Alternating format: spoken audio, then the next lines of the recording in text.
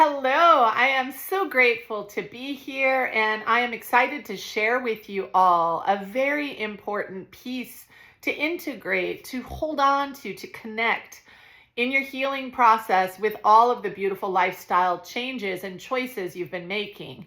As you know, in the healing world, we learn a lot about ourselves on a physical, mental, and emotional level. My name is Robin Lee. I've been a medical intuitive for about 33 years now, and I am located in Southern California. Being a medical intuitive is the only real job I've actually ever had. Of course, I've done some other things here or there while I was doing some training and support in learning how to do what I do for my practice. But there have been a lot of cases and a lot of things that I have seen in the last 33 years, as you can imagine. And there are a lot of common denominators in our healing process. That's not to say that it's the only way or the only way that things can work, but I did want to take this time to talk to you about making sure if you're looking for dynamic healing, that you're honoring this really important piece of our puzzle. The world that we live in here in the United States, especially, I've noticed, is a very sick-based culture. What I mean by that is sickness is very normalized, and it doesn't matter our age. It doesn't matter really anything except it's, oh, look what my child has. Look what I have. Look what my father has. And there's often a missing link of why, and I wonder what could be causing that. I really appreciate all the diagnoses that medicine can offer and the awesome ability that it has to be able to help prop us up and get us to the next space. But when we're coming from the healing curve, it's really important to remember that our choices affect where we land with our health and with our wellness. And it's not just the diet that we have, although that's a critical piece of the puzzle. That's a piece of the puzzle that people come to me normally for organically and originally, is focusing on supplementation, maybe deficiencies, or maybe focusing on what kind of lifestyle/diet changes they're wanting to make. Although this is a really important part of the foundation, that's not where our journey ends. Our journey is a really complex process, and at the same time, it's very simple. The thing that we want to remember, though, is that everything that we are choosing, everything we are doing, everything we are saying yes and no to is affecting our health and is affecting our wellness in some way or another. We can't go through life being unaffected. So that's what I wanted to remind you of today, is to stay really curious and to help you understand. Think of it like we have different parts of us. We have an emotional part, we have a spiritual part, we have a mental part, we have a physical part, right? And all these pieces, in order to heal, organically work together. So it's not about, I did great with a diet. We're looking at all these factors when we're wanting to organically heal our body. In my humble opinion, I don't feel like we get enough consistent messaging that we're capable of healing our body. I don't feel like we're getting a lot of consistent messaging that our body is our ally and it's talking to us. It's sharing with us how our choices are affecting us. And what happens a lot of times is that we can go to a doctor and the doctor can put us on a medication and it can calm the symptoms down. That does not mean that that is a cure. That means it's calming the symptoms down. And that's the piece I love reminding people about, that we can use everything as a bridge to understand more about ourselves, and that the healing process is many facets that we want to learn and explore and connect to. So today's video, I wanted to talk to you about the importance of this, which is there is nothing going on in your life that is not affecting us, right? One way or another. So to pretend that things don't affect us or to ignore how things are affecting us is probably the biggest glitch I personally see in our overall healing process when I am working with clients. I notice across the board, there is a lot that we're oftentimes wanting to override, whether we're feeling anxious, sad, frustrated. Instead of allowing ourselves to sit with that and learn techniques to be able to honor how we're organically feeling and know that our feelings are guideposts for something else potentially down the road, trusting our feelings, trusting our sense of connection to our feelings, allowing ourselves to use our feelings as guideposts, A lot of times we have dismissed our feelings. A lot of times we keep dismissing our feelings and silencing ourselves. How do we do that? We do that oftentimes through emotional eating, right? We do that through the lifestyle choices we make by coming home from a fight or work that we're bored at and turn on the TV and watch it for hours. The idea is our lifestyle constructive to healing? Is there enough movement? Is there enough rest? Is there enough honoring how we feel? Are we eating enough nutrients? All of these things together come together and create this dynamic healing process that we have. The first piece is being willing to pay attention and being willing to change. In our emotional world, which is such a huge part of who we are as human beings, it doesn't mean that we need our emotions to guide us necessarily, but we want to honor how our choices are impacting our emotions and how we organically feel about that. A lot of us were raised in a habit structure that we've then continued, which is just kind of sucking it up and dealing with it and just realizing and telling ourselves, well, yeah, this is just part of life. But the question is, yes, change is a part of life, and a lot of unfortunate circumstances and a lot of fortunate circumstances happen in life. But organically, how are we physically and emotionally feeling about these things? This is such a critical part of our healing process that we have learned to disengage from. If you are one of those people that are working with healers, that are working with amazing doctors, that are working with meditation, like whatever your modalities are, it doesn't matter to me if it's Western, alternative, I don't care. All I care about is that you're feeling better and that you're seeing progress with how you're utilizing the skills, the tools, and the practitioners that you're working with.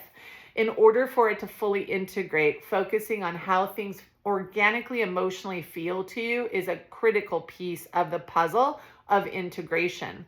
So if you notice that you are telling yourself things like, no matter what you're going through, it's going to be okay, it's going to be okay, it's going to be okay.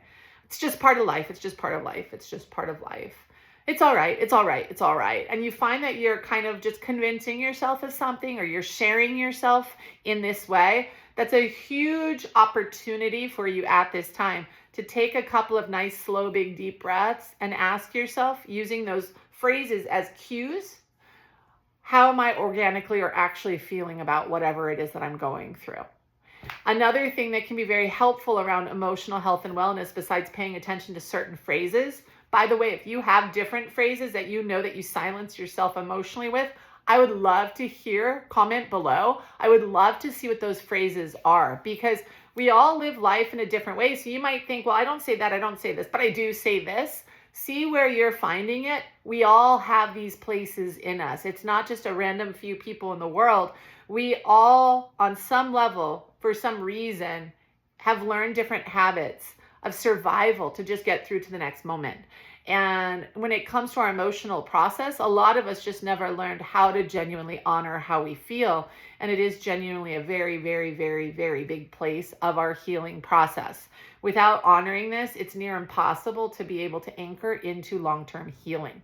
So that's one thing to look for. If you're not sure of where you might be silencing your emotions, looking at your food choices can be another really helpful way of exploring that. For example, most of us have learned that in order to heal the body, we need to really, really limit as much as we possibly can alcohol, sugar, caffeine, and processed foods. So if you find that you keep just saying, yeah, I know this, and you keep overriding that, allow yourself to spend some time with yourself and pay attention to how you're actually feeling before you pick your food choices. Allow yourself to ask yourself what you're emotionally feeling before you go for whatever it is you're about to eat or drink. The way that we choose our foods is a very keen way of being able to pay attention to how our emotions are. So for me, when I am getting ready to pick food and I notice I'm wanting to pick that plate of pasta that has no protein, no vegetables, nothing really in it, that's amazing. And let's say just randomly getting pulled to or having a glass of wine with that, I'm going to organically ask myself, what is it that I'm actually feeling? And a lot of times it can be like a desire to feel like I'm worth something, right? That's an emotional thing. I deserve it because I've worked hard. Interesting, right? And kind of just keep exploring it. The more you're open, the more that you're expansive, the less rigid you are, the more traction you're going to get in your healing process. But allowing yourself to use your choices as a way of being willing to be more open and exploring your emotions is one of the biggest gifts that I personally can share with you to learn how to do. Don't expect yourself to know how to do that, but let this video be a curious spark that can eventually grow. And allow you to be more and more curious, like, why am I doing what I'm doing? So for me, over the years, as I've learned to do this, things about being worthy would come up when I would go to pick like some kind of processed foods instead of the beautiful vegetables that I have in my refrigerator. Or when I'm going to a restaurant and I'm picking food, sometimes the default would be, well, I'm going out. Well, yeah, and in my lifestyle, maybe I go out 8 times a week. So I have to make sure that my choices are congruent with my lifestyle goals, right? So if because of my work or because of my social life or because I just want to go out to eat, how do I have that support what I organically want to physically feel? Because food is physical fuel. It is not an emotional substance. It's become that for a lot of people because a lot of people do not know how to process what they're feeling. They don't feel like it's important. They don't feel like it matters. But the truth is a lot of times we just don't have the skill set. So I wanted to take these moments with you today to help you be inspired and to allow you to be reminded that you can allow yourself to be curious and that you can pay attention through your habits that you're currently making, through the words you're currently saying, to allow yourself to really pay attention to how you're emotionally feeling. If I come home from a long day at work and I have no emotional space left, I have no mental space left, and I just want to open up my refrigerator and have what's easy, or I don't even want to deal with that, so I just pick up fast food on the way home. At some point, I'm going to want to look at what I'm organically feeling and what changes would need to be made in my life to allow me to be able to take a different type of care of myself if that becomes a consistent pattern. If I'm too drained to deal with my family or to pay attention to my husband at the end of the day, and that's a consistent habit or problem, I'm going to need to look at how I can realign what's really truly important to me. So that's what we want to be able to today remind us all of in this video, is how important our emotional bodies are when it comes to healing. You can exercise every day. You can eat a perfect, whatever you're deeming perfect diet. But if you are not honoring that emotional part of yourself, it is very hard to have integrated healing. A lot of clients come to me that as they get older, they're basically put on more and more medications. And it's really genuinely shocking to me a lot of the time to see that they've never chosen to or have never been guided to focus on what they're putting into their body through food and through nutrients, that they've not been touched base with why they might be feeling the way that they're feeling. They're getting put on medications for mental health instead of working with exploring what's really going on there and being taught skill sets to make some powerful changes in life. I have the opportunity of doing that with people. A lot of times people will call me a life coach because there's a part of my work where it's just exploring what we are feeling and exploring where the lack of courage or strength comes from being able to make choices or changes in our life. We're meant to change. We're meant to adapt to things, but we're also meant to change. We've gotten very good at adapting, but at the same time, not necessarily honoring ourselves through what we're adapting through. And that is what we really need to pay attention to. All change is stressful in our physical and emotional bodies. It can be exciting, but it can be also very, very stressful. Again, unless we have some major emotional kind of outburst, oftentimes we've not learned to be able to honor and explore how we actually emotionally feel. So if you are in that space and you are spending time and energy being curious about yourself, your healing process, how to get kind of to that other next place to be able to break through blocks that you have, or if you're wanting to see dynamic health shifts, just know you learning how to honor how you feel, being curious with yourself, is a big part of that puzzle. How we speak to ourselves, how we speak about things going on in our lives. If you find we're telling ourselves or we're telling friends, that's just how it is, that's just part of life. Yeah, it's hard, but that's just how it is.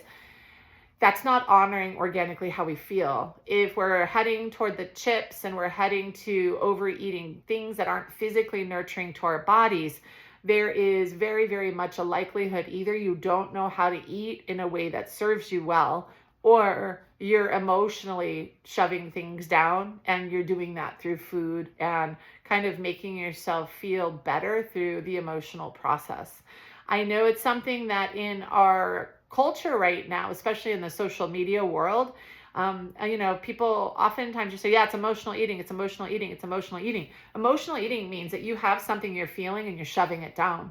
So a lot of us as children, we're upset about something and our parents would shove food in our mouths to keep us quiet. They would reward us oftentimes by you can have this if you're just quiet, right? So we learned some of our patternings from things like that. Some of us may have gotten hurt with emotions. Some of us might have been ridiculed for having emotions.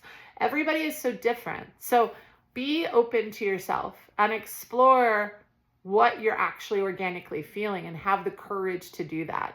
Is it easy? No. But are there things you can learn to build up skills to be able to learn how to relate to your own emotional body?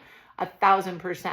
Is it critical to do that to be able to heal? 1,000%. Everything that you honor leaves you stronger, leaves you more courageous, and leaves you more connected. You are capable, you are worthy, and the healing process is so simple on one level and so complex on another level. Your body is your greatest ally.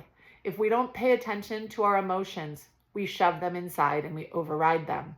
And when we do that over time, it can create all kinds of emotional havoc, whether it's sleeplessness, whether it's gut problems, whether it's mental stuff going on like anxiety, where the body feels really tight and restricted, sometimes depression, constant overwhelm.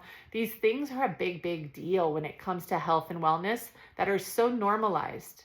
I read stats recently that over 60% of the population were on antidepressants or anti-anxiety medicines. If you really give that some thought, at some point on the conscious path of healing, we ask ourselves why. We ask ourselves, why might that be? What's going on? The more curious we are with our body, the more traction we're going to have to heal. The more open-hearted and open-minded we are, the more information we are going to get about ourselves, about our communities, about our health, about our healing. And it is a really, really beautiful process of integration. You're doing a great job, and I'm so grateful to have this time with you. Subscribe below if you have not yet subscribed to my station. Then you'll get notification of when I share new videos. Typically, it's the first Wednesday now of the month that I'm sharing videos here over on YouTube. And I am going to be beginning doing some lives also. So if you're subscribed to my channel, you'll be notified also as the lives are open. All right? Thank you so much and have the most wonderful afternoon.